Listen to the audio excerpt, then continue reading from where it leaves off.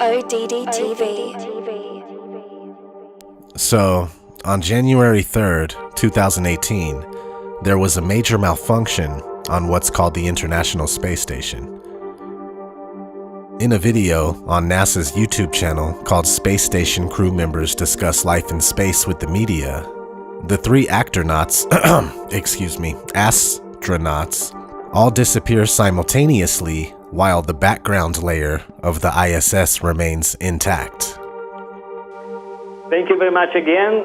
Thank you for your time. Have a good flight and many more exciting experiments on the orbit. Thanks a lot.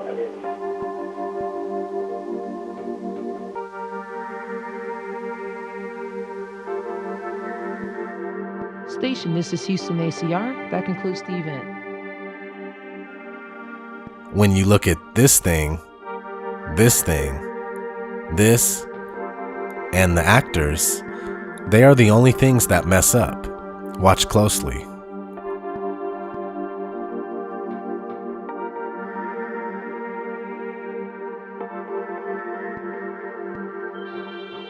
This is a big deal because it means without any doubt whatsoever that there was live editing and video manipulation.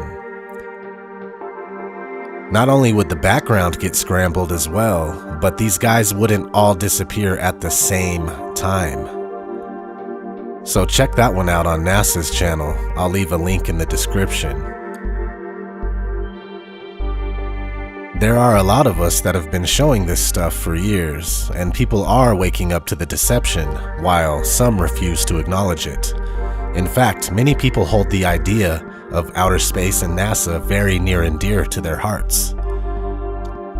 So much so that when they are shown this evidence, their ego won't allow them to accept that space is a hoax.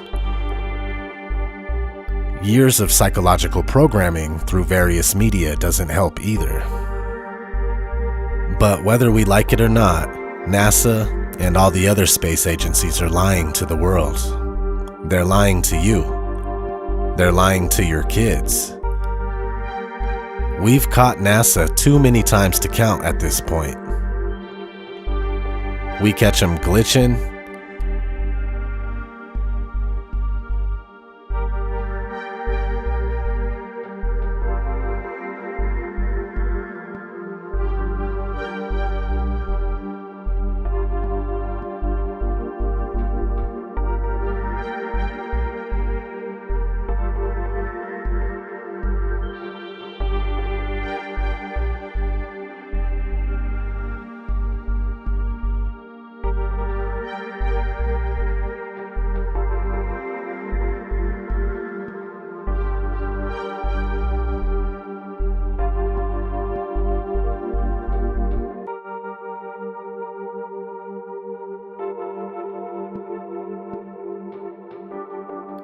There's this one video where the actor is going around a corner and he is faded out before making it completely out of the viewer's sight.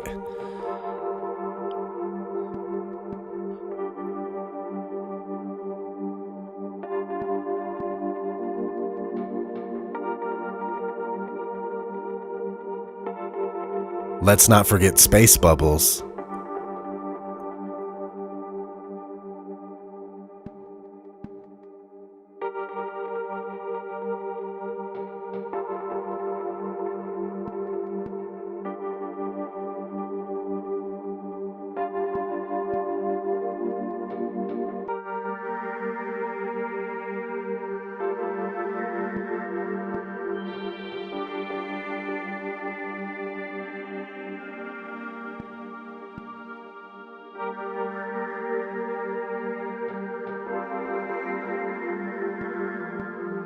Dave Williams about to move out of the Quest airlock. Those particles that you see emanating from the airlock is said by the EVA officer Paul Baim in Mission Control to be particles of water from the crew's sublimators on their spacesuits.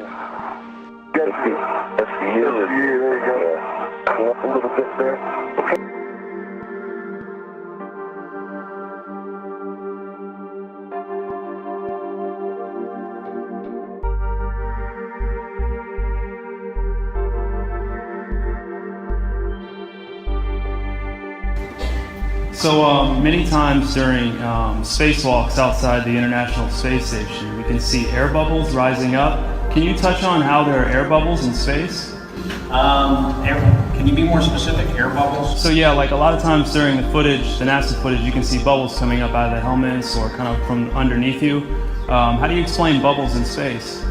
Yeah, I'm not sure exactly what you're talking about. Oh, and it just happens that actors train in an underwater tank.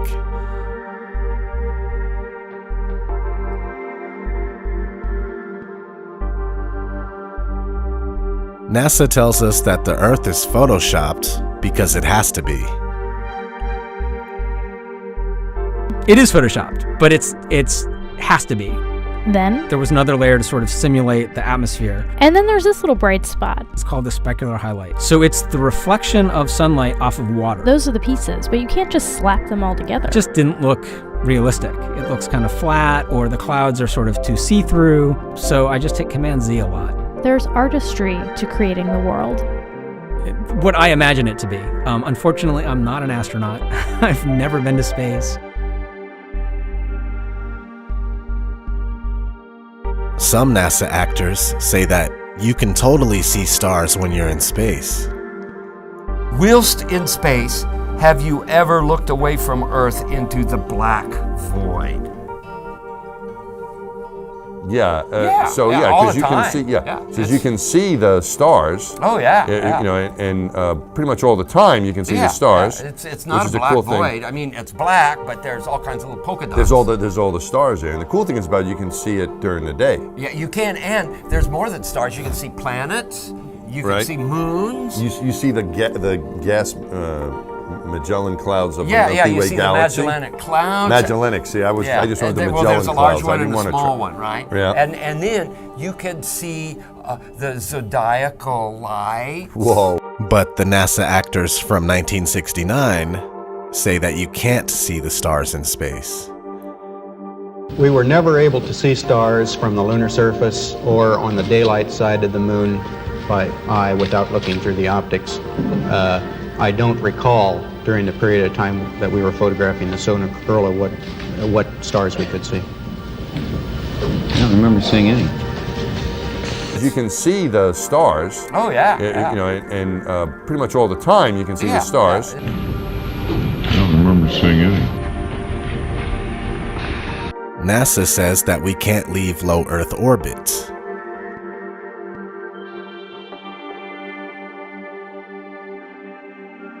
Right now, we only can fly in Earth orbit. That's the farthest that we can go. The kinds of technologies that we're testing out on Space Station are definitely helping us with our goals of going beyond low Earth orbit. Early in the next decade, a set of crewed flights will test and prove the systems required for exploration beyond low Earth orbit.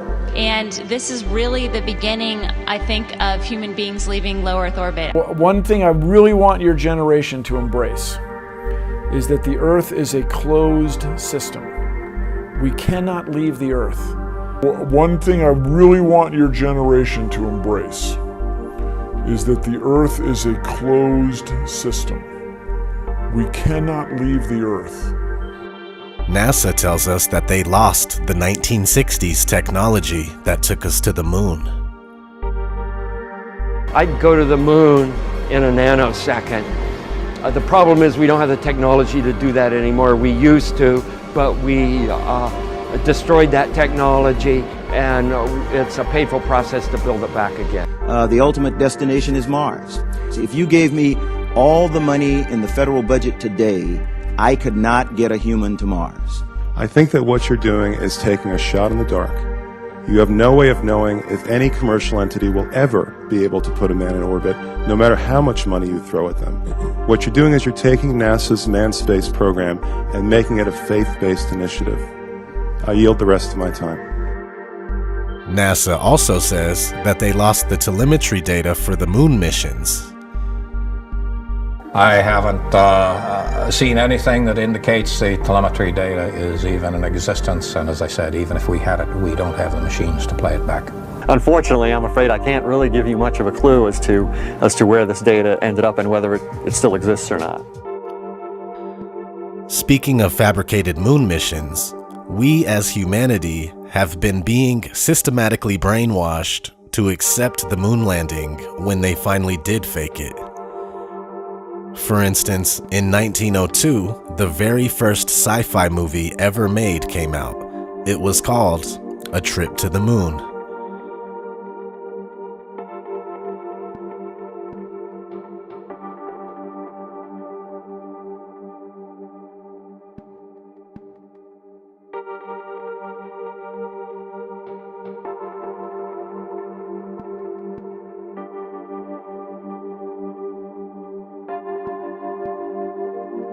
The guy who made this, George Méliès, made all sorts of similar short movies around the same time.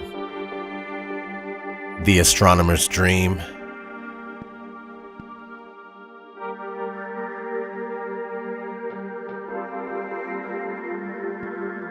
Impossible Voyage,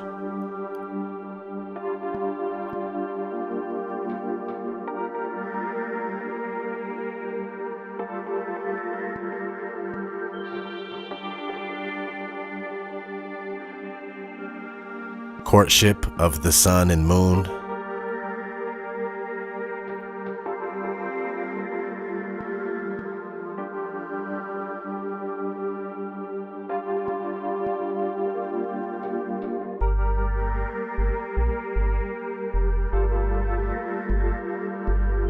Conquest of the Pole, the North Pole that is.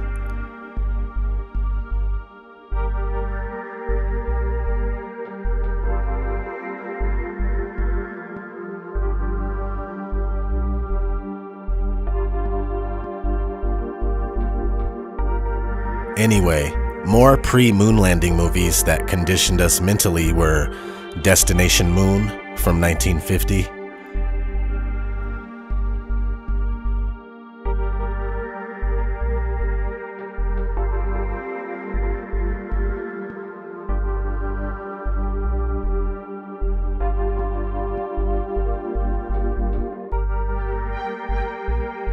(1955) Conquest of Space,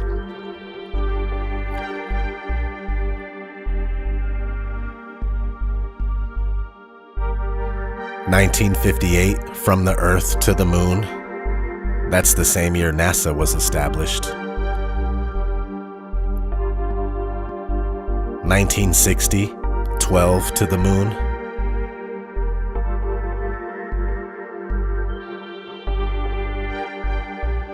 Then, in 1962, JFK gave his famous "We choose to go to the moon" speech.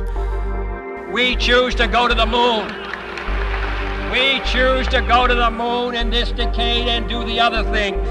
Followed by more mental conditioning in First Men in the Moon, 1964.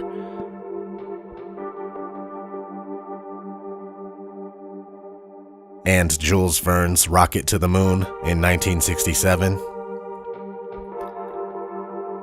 In 1969, NASA goes to the moon for the first time, where President Nixon talked to them on the phone with no problem. Hello, Neil and Buzz. I'm talking to you by telephone from the Oval Room at the White House. And this certainly has to be the most historic telephone call ever made from the White House.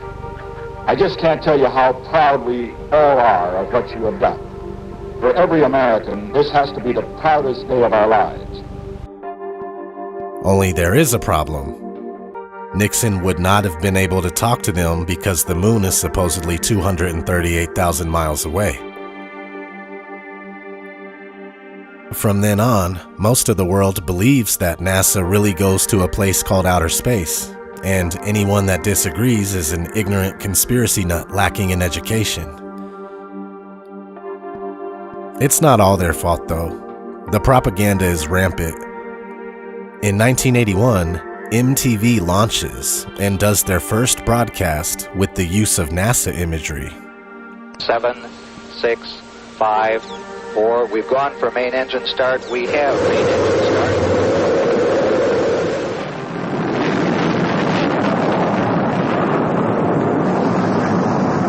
Ladies and gentlemen, rock and roll.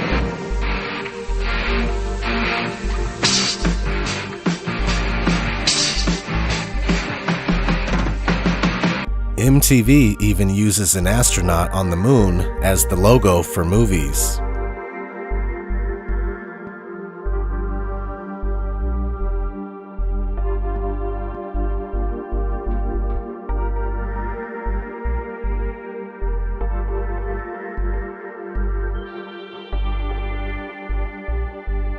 And they give out the astronaut statue for Best Music Video Award.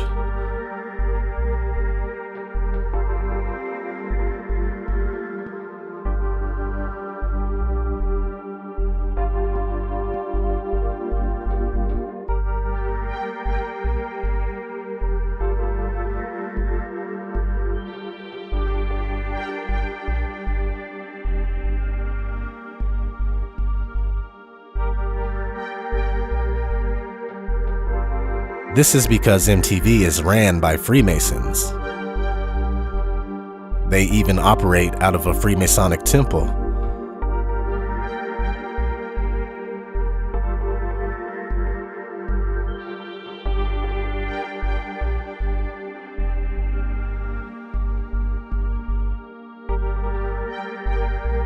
You see, NASA is also a Masonic entity. Most, if not all, NASA astronauts belong to a lodge, like our buddy Buzz Aldrin here. Freemasons are just drudges in the grand scheme of things. They do a lot of grunt work for the Grand Deception and the New World Order. Freemasonry is a Jewish establishment whose history, grades, official appointments, passwords, and explanations are Jewish from beginning to end. Isaac Wise.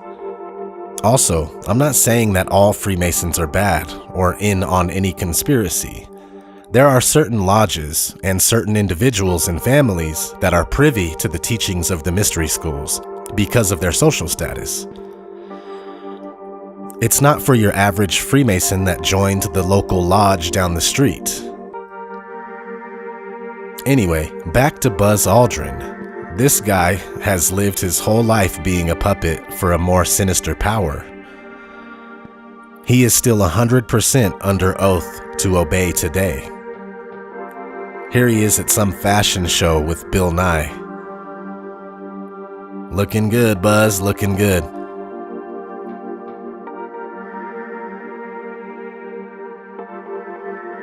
Speaking of Bill Nye, this guy was an actor on a sketch comedy show called Almost Live before being picked up by Disney in 1993.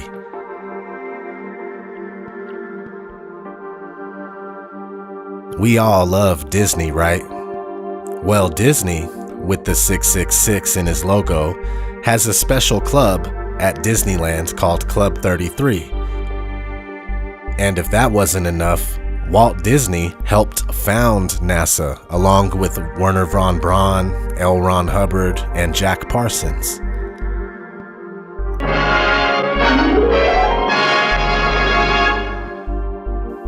Here to introduce you to this new series is Walt Disney. In our modern world, everywhere we look, we see the influence science has upon our daily lives. Discoveries that were miracles a few short years ago are accepted as commonplace today. Many of the things that seem impossible now will become realities tomorrow. To this day, our minds are under attack constantly by these parasites. We are submerged in a sea of programming and brainwashing to believe in things that have not and cannot be proven. They want us to believe that Earth is the result of an accidental Big Bang that gave way to life of single-celled organisms that eventually turned into fish, then amphibians, then monkeys, and then us. We are told that we live on a rock that spins as it flies through outer space, and at any moment, we can be destroyed by an asteroid or invaded by aliens. They say that one day the sun will die out and all of this is over. Well, gee, if that doesn't make you feel special, then I don't know what will. Question everything, because everything you think you know is wrong. This has been ODD TV. Until next time, everyone.